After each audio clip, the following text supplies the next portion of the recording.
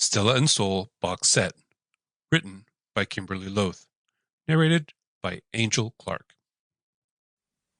God of the Sun, Stella and Sol, Book 1, written by Kimberly Loth, narrated by Angel Clark.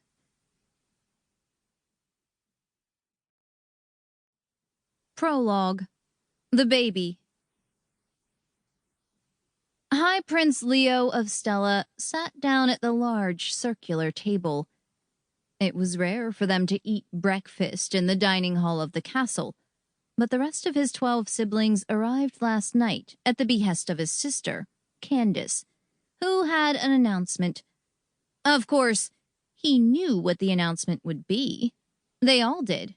But he played dumb anyway.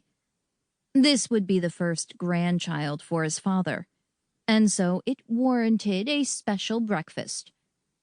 Bright yellow lights hung from the ceiling, and the floor glowed white.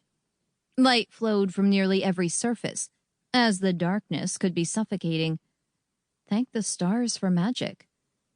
Leo looked around the noisy table. Over the last few years, the number of people around the table had grown. When they were children, there were only 12 of them, plus his father and his father's wife. Now couples were starting to emerge. 3 of his older siblings were married, and others had steady relationships.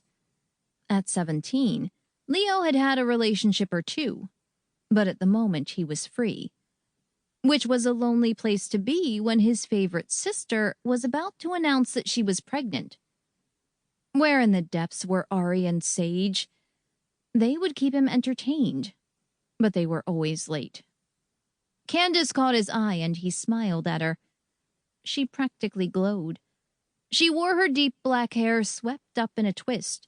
He hadn't seen her wear it down since she got married. He missed having her around. They were the only 2 siblings who shared the same mother, and that created a special bond between them.